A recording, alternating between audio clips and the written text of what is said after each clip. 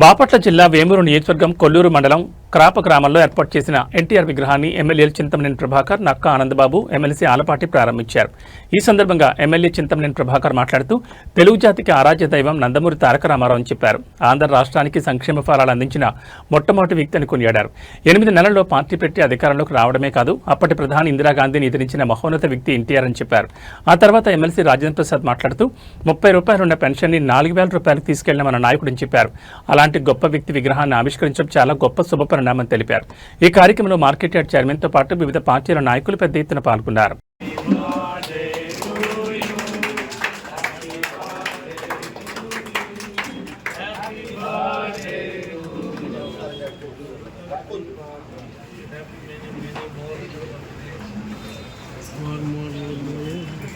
అన్న మధ్యలో అకౌంట్ అన్న చాలే అయిపోయింది కదా.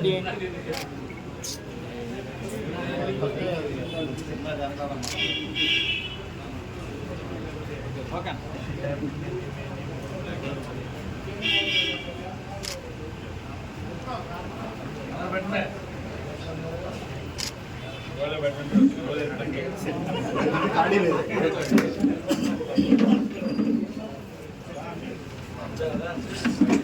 అన్న అడ్డలాగా అన్న అడ్డలాగా ఎప్పటికీ మర్చిపోదు. ఇచ్చినటువంటి ప్రతి వాగ్దానం 4 రోజులు వెనకవచ్చు, 4 రోజుల ముందు అవ్వచ్చు, కానీ అమలు చేస్తుంటుంది. కానీ వాళ్ళు పగటి వేషగాళ్ళలాగా రోజుకు కుట్ర చేస్తూ నన్ను విచ్ఛిన్నం చేద్దామని చెప్పి, ఓటర్ల మధ్యలో చిచ్చు పెడదామని చెప్పి, కులాలు, మతాలు, ప్రాంతాల మధ్యలో విద్వేషాలు రెచ్చగొట్టి ఓటమిని అనేక పాలు చేద్దామని చెప్పి మేనమేషాలు లెక్కిస్తా ఉన్నారు. ఆ ట్రాప్ లో మీరు ఎవరు పడద్దు. మీరు కోరుకున్నటువంటి అన్ని విషయాలు పూర్తిగా అమలు చేసే బాధ్యత మన గౌరవ ముఖ్యమంత్రి గారు, ఉప ముఖ్యమంత్రి గారిది. దానికోసం అన్ని విధాలుగా కూడా ప్రయత్నం చేస్తున్నారు. మీరు అనుకున్నవన్నీ కూడా సాధ్యపడతాయని చెప్పి కూడా మరొక్కసారి ఈ సందర్భంగా తెలియజేసుకుంటూ, నాకు ఇంత పెద్ద ఎత్తున అవకాశం కల్పించినటువంటి చంద్రబాబు గారి నాయకత్వం, చంద్రబాబు గారి నాయకత్వం, చంద్రబాబు గారి నాయకత్వం. అమర్ అమర్ అమర్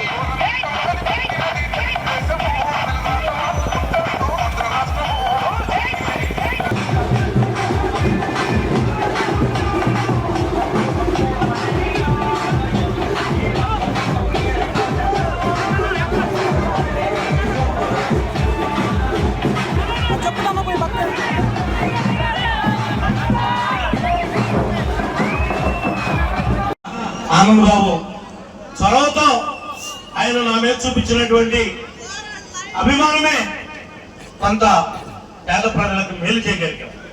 అలాగే ఈరోజు మన దగ్గర లేకపోవచ్చు మహనీయుడు. ఆయన యొక్క చరిత్ర జన్మ జన్మలకి, ఈ భూమి, ఈ ఆకాశం ఉన్నంత వరకు కూడా స్వర్గీయ నందమూరి తారక రామారావు గారికి చాటి మరి ఇంకెవరు మీరు గుర్తుపెట్టుకోండి. ఆయనకు అవసరమై రాజకీయాల్లోకి రాలా, ముఖ్యమంత్రి చేద్దామని రాలా, కానీ నన్ను ఇంతగా అభిమానించినటువంటి తెలుగు ప్రేక్షకులకి కొన్ని కోట్ల రూపాయలు ఇచ్చిన రుణం తీరదు. వాళ్ళకి రాజకీయంగా నేనేదో చేసి రుణం తీర్చుకోగలుగుతాననే ఉద్దేశంతో ఒక రాజకీయ పార్టీని స్థాపించాడు తప్ప హోదా కోసం, డబ్బుల కోసమో ఆయన రాజకీయాల్లోకి రాలేదని చెప్పి కూడా మనందరం కూడా గమనించాలి. చరిత్ర ఎప్పటికీ కూడా ఆయన్ని మర్చిపోకూడదు. తెలుగు జాతి ఉన్నంత వరకు ఆయన మరి వెంకటేశ్వర ఎట్లుంటాడో మనం చూడాల, కృష్ణుడు ఎట్లుంటాడో, రాముడు ఎట్లుంటాడో, ఏ దేవుడు ఎలా ఉంటాడో, రూపం ఎలా ఉండదో తెలియదు. కానీ ఆయన యొక్క విగ్రహంలోనే మన ఆ యొక్క వాళ్ళ అమ్మ నాన్న పూర్వజన్మ సుకృతం. అలాంటి విగ్రహంగా ఆయన పుట్టడం, ఆయన మన నాయకుడు కావటం, ఆయన పార్టీలో మా అన్న రాజేంద్ర ప్రసాద్ గారు కానీ, మా ఇంకొక అన్న ఆనందబాబు గారు కానీ, నేను కానీ రాజకీయంగా మాకు జన్మనిచ్చింది తెలుగుదేశం పార్టీ. తెలుగుదేశం పార్టీ లేకుండా ఉండుంటే రాజకీయంగా మేము ముగ్గురు ఎక్కడుండేవాళ్ళో కూడా ఒక్కసారి ఆలోచించని చెప్పి కులాలకి, మతాలకి, రాజకీయాలకు అతీతంగా మరి వచ్చినటువంటి అవకాశం మా తాతలో, మా తండ్రిలో మాకు వారసత్వంగా అప్పచెప్పినటువంటి పదవులు కానీ మాకు మమ్మల్ని గుర్తించి పార్టీ ఇచ్చినటువంటి గౌరవం, అదే తెలుగుదేశం పార్టీలో ఉన్నటువంటి గొప్పతనం. ఆనందబాబు గారు చెప్పాడు ఒక్క మాట, 1924 బిక్కు బిక్కుమంటూ ఏ విధంగా బ్రతుకు జీవుడా అని బ్రతుకేమో ఇన్నిసార్లు ఈ పోలీసు వారితో షట్లు పట్టించుకుని ఈడ్పించుకున్నాము. మనకి తెలుసు, మీకు తెలుసు పడ్డ కష్టాలు.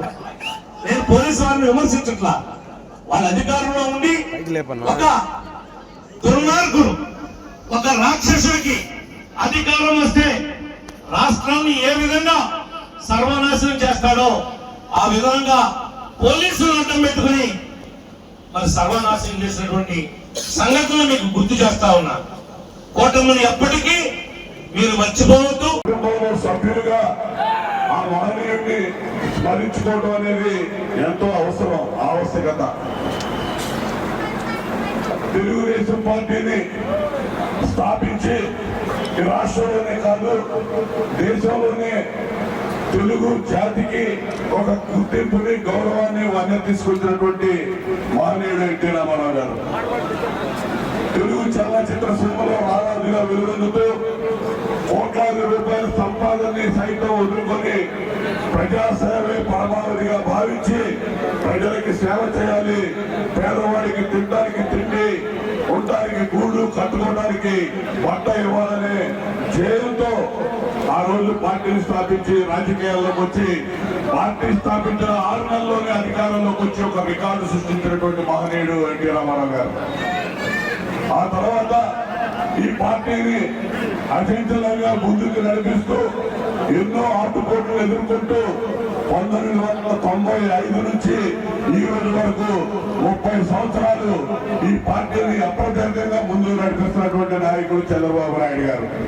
ఇలా 3 తరాలు చూస్తాం పార్టీని స్థాపించిన మహనీయుడు చంద్రబాబు గారు. ఇలా చంద్రబాబు నాయుడు గారు 30 ఏళ్ళ నుంచి ఈ పార్టీని ముందుకు నడిపిస్తా మరి ఈ రోజున పార్టీని భుజస్కంధాల మీద మోస్తూ ముందుకు నడిపించడానికి అహోరాత్రులు శ్రమిస్తున్నటువంటి నారా లోకేష్ గారిని మనందరం కూడా గుర్తు చేసుకోవాల్సిన అవసరం ఉంది. పార్టీ అనేది తెలుగుదేశం పార్టీ శాశ్వతం, అధికారం మనకి ఎప్పుడు శాశ్వతం కాదు. అధికారం ఉండొచ్చు, అపోజిషన్ లో ఉండొచ్చు. ప్రజాసేవే పరమావధిగా తెలుగుదేశం పార్టీ కార్యకర్త నిరంతరం కష్టపడి పనిచేస్తున్నటువంటి పరిస్థితులు మనం చూసాం.